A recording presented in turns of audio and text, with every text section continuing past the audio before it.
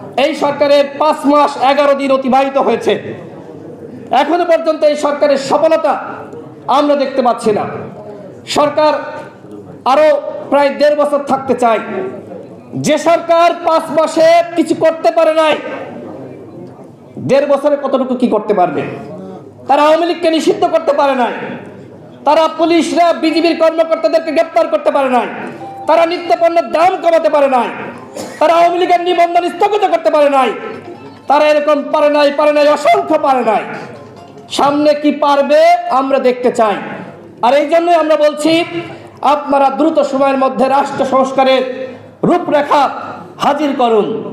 আপনারা দেখেছেন একটি জাতীয় সংলাপ হয়েছে, সেইখানে তাদের যে দেওয়ার প্রক্রিয়া, তারা এই যে এত বড় নেতাদেরকে ডাকলো, 1 কাপ চা পর্যন্ত খায় না, 1 কাপ চা খায় না, তাদের নাকি টাকা নাই। এই সরকার এই খুনিদেরকে রক্ষা করছে। এই সরকার আজকে এই খুনিদের পাহারাদা হয়েছে। আওয়ামী লীগ কোনো দল নয়, আওয়ামী লীগ একটি রেজিম, যে রেজিমের প্রথমবার নেতৃত্ব দিয়েছে শেখ মুজিব। বাংলাদেশে প্রথমবার যে গণহত্যা হয়, সেই গণহত্যার মাস্টার মাইন্ড ছিল শেখ মুজিব। জাসদের 30,000 নেতাকর্মীকে শেখ মুজিবের নেতৃত্বে গণহত্যার মাধ্যমে তাদেরকে হত্যা করা হয়েছে। ঠিক দ্বিতীয়বার এই শেখ হাসিনা রেজিমে আমরা দেখলাম গণহত্যা পরিচালিত হয়েছে। বন্ধুগণ, আপনারা কি চান যে এই আওয়ামী লীগ নামক দলটি বাংলাদেশে থেকে তারা তৃতীয়বার কোনো গণহত্যার সুযোগ পাক? আপনারা কি চান? তাহলে অবশ্যই আওয়ামী লীগকে নিষিদ্ধ করতে হবে। আওয়ামী লীগ একটি পাপিষ্ট দল, এরা গুম করেছে, অন্যায় করেছে, খুন করেছে, মানবতা বিরোধী অপরাধ করেছে। গত 15 বছর ধরে বিএনপি, জামাত সহ যারা ভিন্ন মতের রাজনৈতিক কর্মীরা ছিল, তাদেরকে কিভাবে গুম করেছে, খুন করেছে, এইটা শুধুমাত্র বাংলাদেশের মানুষ না, এইটা পুরো পৃথিবী জানে। সুতরাং যে দলটি মানবতা লঙ্ঘন করেছে, গুম করেছে, খুন করেছে, এবং যে দলের দেশের ছাত্র জনতার বিপ্লবের মাধ্যমে পতন হয়েছে, ওই ব্যানার আর বাংলাদেশে থাকতে পারে না।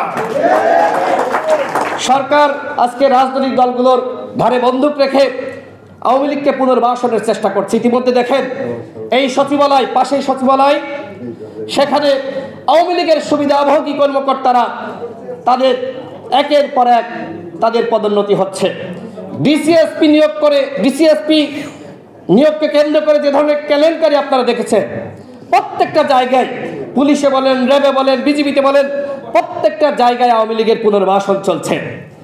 যে সকল পুলিশ, র্যাব, বিজিবি কর্মকর্তারা, সদস্যরা ছাত্র জনতার বুকে গুলি চালিয়েছে, তাদের কয়েকজনকে গ্রেপ্তার করেছে।